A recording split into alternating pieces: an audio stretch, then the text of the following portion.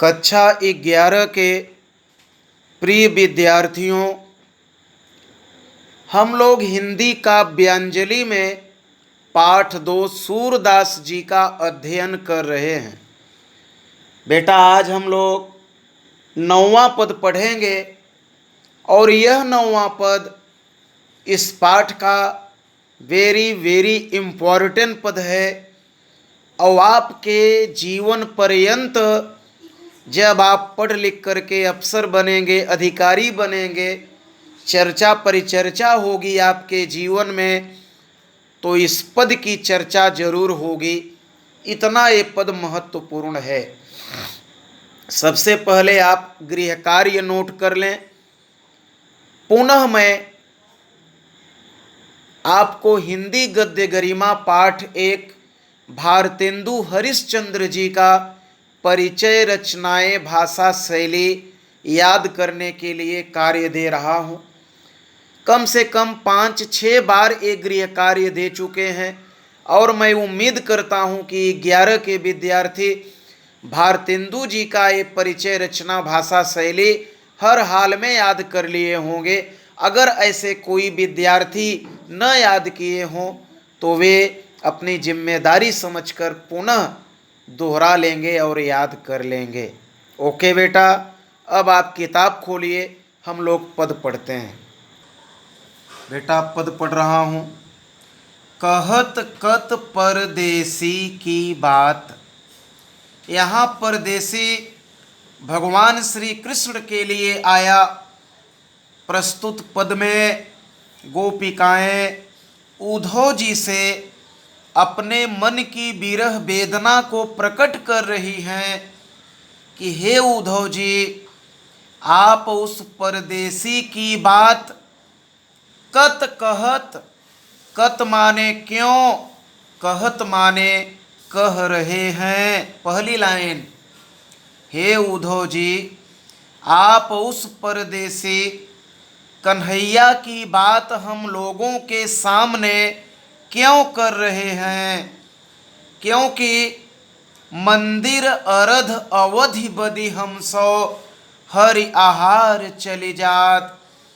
क्योंकि उन्होंने तो हमें मंदिर अरध, बेटा श्लेष अलंकार की अधिकता है। यहाँ एक शब्द के अनेक अर्थ निकल रहे हैं। जिम्मेदारी से, ध्यान से, एकाग्र चित्त होकर के आप समझने का प्रयास कीजिएगा। मंदिर अरध, क्योंकि उन्होंने तो मंदिर का अरध माने आधा भाग अर्थात एक पक्ष अर्थात 15 दिन का अवधि माने समय, बदि माने देकर बोलकर गए थे कि हम 15 दिन में वापस आ जाएंगे। हरि आहार चली जात, परंतु बड़े कष्ट की बात है।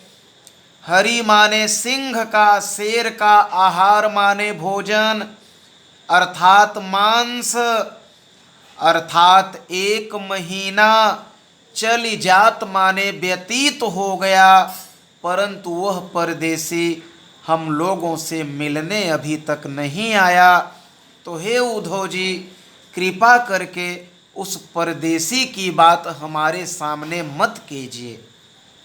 गोपिकाएं आगे कहती हैं कि हे उद्धव जी, शशि रिपु बरस, शशि माने चंद्रमा का, रिपु माने शत्रु अर्थात दिन, बरस माने वर्षों के रूप में व्यतीत हो गया।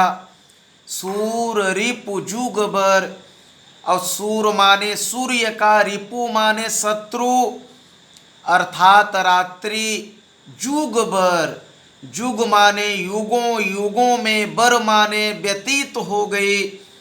हर रिपु कीन्हो घात, और हर माने शिव जी के, रिपु माने शत्रु अर्थात कामदेव, घात कीन्हो, घात माने हमारे ऊपर आक्रमण कर दिए हैं अर्थात हम काम भावना से ग्रसित हो चुके हैं, परंतु वह परदेसी कन्हैया आज तक हम लोगों से मिलने नहीं आया।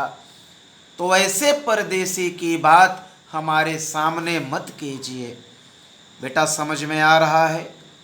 गोपिकाएं आगे कहती हैं कि हे उद्धव जी, मघ पंचक लय गयो सांवरो। मघ माने मघा नक्षत्र से। बेटा मघ माने मघा नक्षत्र से, पंचक माने जो पांचवा नक्षत्र आता है, अर्थात चित्रा। अर्थात ऐसे चित्त को, चित्त माने हमारे हृदय को, सांवरो ले गयो, श्याम रंग वाले श्री कृष्ण अपने साथ लेकर चले गए हैं।